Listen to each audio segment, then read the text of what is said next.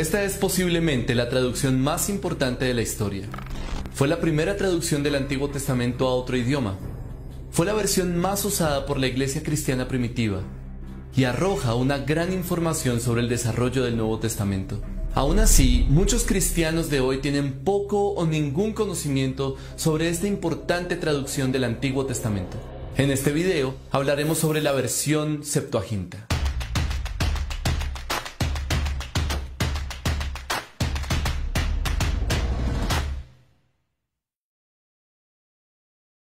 Para empezar, tal vez te estés preguntando, ¿qué es la Septuaginta? El término Septuaginta a menudo se ha usado para darle un nombre a la traducción del Antiguo Testamento hebreo y arameo al idioma griego, al igual que la Vulgata latina, que fue la traducción del Antiguo y Nuevo Testamento al idioma latín, o la Peshitta, que es la versión de la Biblia traducida al idioma siriaco, de las cuales hablaremos en otros videos. Pero técnicamente hablando, no existe una versión unificada o completa de la Septuaginta. Las copias modernas de esta versión son ediciones eclécticas, es decir, una colección de los mejores manuscritos griegos reconstruidos para aproximarse a la traducción original del Antiguo Testamento. Entonces, cuando los académicos usan el término Septuaginta, no se refieren a un solo texto, más bien se refieren a una colección de traducciones griegas producidas por numerosos escribas en el transcurso de unos pocos cientos de años y con toda probabilidad compuestas en diferentes lugares. Hoy el término se usa generalmente para referirse a las diversas traducciones de la Biblia hebrea al idioma griego. Pero ¿cuál es la historia de esta importante traducción? Una carta de un hombre llamado Aristeas nos habla del posible origen de la Septuaginta. Aristeas, que aparentemente era un judío alejandrino, escribe a su hermano Filócrates y le cuenta lo que sucedió en la corte de Ptolomeo II. De acuerdo con la carta, el rey le pide a Demetrio, su bibliotecario, arreglar que la ley judía sea traducida y agregada a la colección real de libros.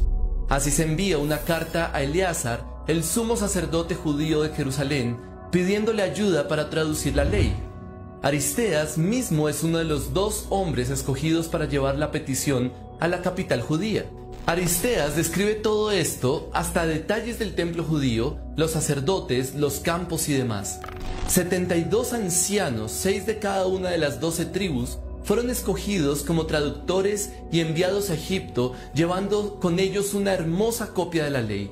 Aristeas enlista los nombres de los traductores. Por alguna razón, el número original de los 72 ha sido redondeado a 70. Al llegar a Alejandría, el rey les ofreció un banquete de 7 días en el que la sabiduría de cada uno de los traductores fue probada con preguntas del rey.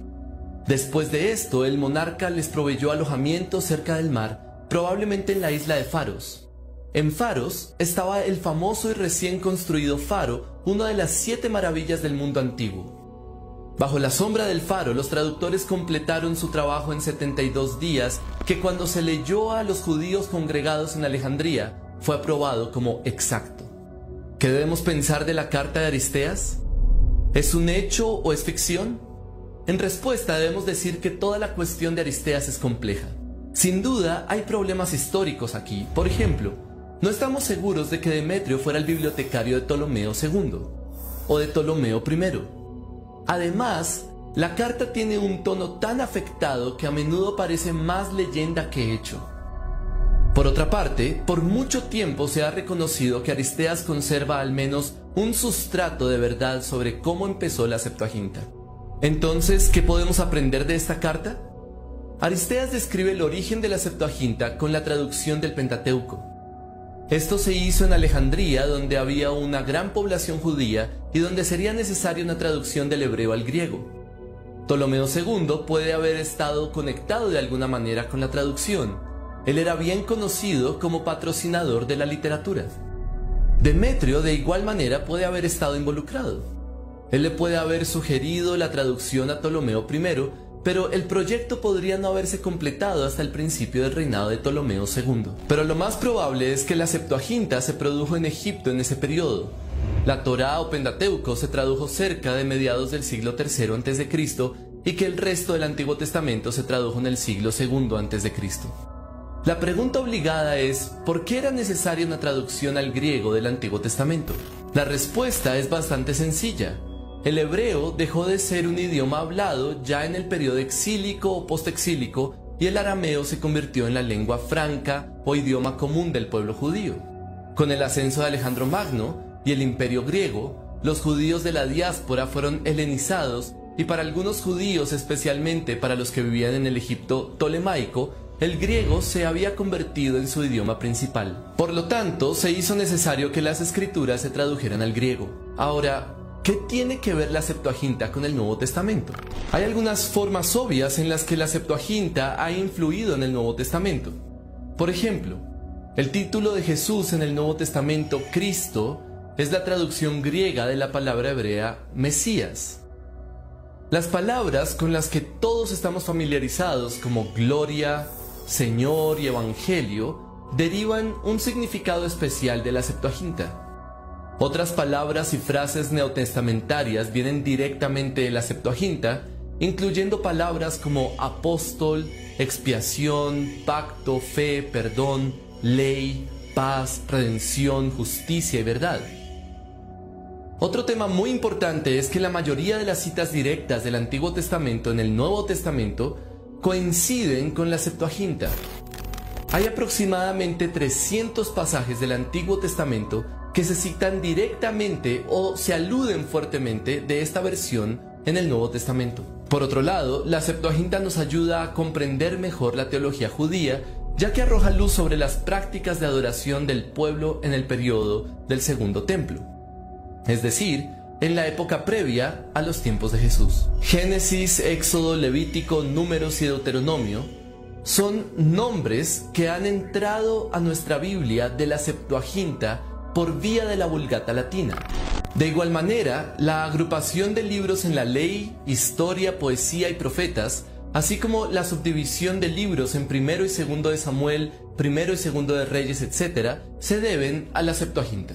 Fue la principal Biblia para la iglesia primitiva y el texto más citado por los apóstoles y por los escritores inspirados del Nuevo Testamento. Por ejemplo, Mateo y Marcos citan directamente de la Septuaginta en Mateo 15:7 al 9 y en Marcos 7:6 y 7, cuando escriben: respondiendo él les dijo: hipócritas, bien profetizó de vosotros Isaías, como está escrito: este pueblo de labios me honra, mas su corazón está lejos de mí, pues en vano me honran, enseñando como doctrinas mandamientos de hombres. Por su parte, el apóstol Pablo, que no escribió en un griego campesino, ni en un griego de soldados, sino que escribió como un hombre docto que tenía la Septuaginta en su mente y que la citó abundantemente. Esta traducción arroja luz muy necesaria sobre palabras importantes y conceptos teológicos, tanto en el Antiguo como en el Nuevo Testamento. Nos ayuda a comprender mejor el contexto religioso y político en el que vivieron Jesús y los autores del Nuevo Testamento. Ha ayudado a los académicos a determinar qué manuscritos son más confiables, lo que a su vez conduce a traducciones fieles del Antiguo Testamento y nos da una mayor comprensión de los padres de la Iglesia, quienes a menudo citaron la Septuaginta. Hoy solamente podemos estar agradecidos con Dios por la Septuaginta.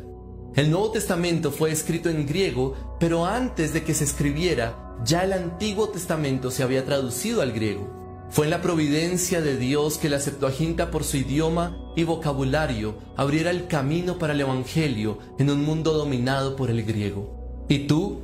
¿Conocías la historia de la Septuaginta? ¿Por qué crees que fue importante traducir el Antiguo Testamento al idioma griego? ¿Y de qué forma esto contribuyó a la escritura del Nuevo Testamento?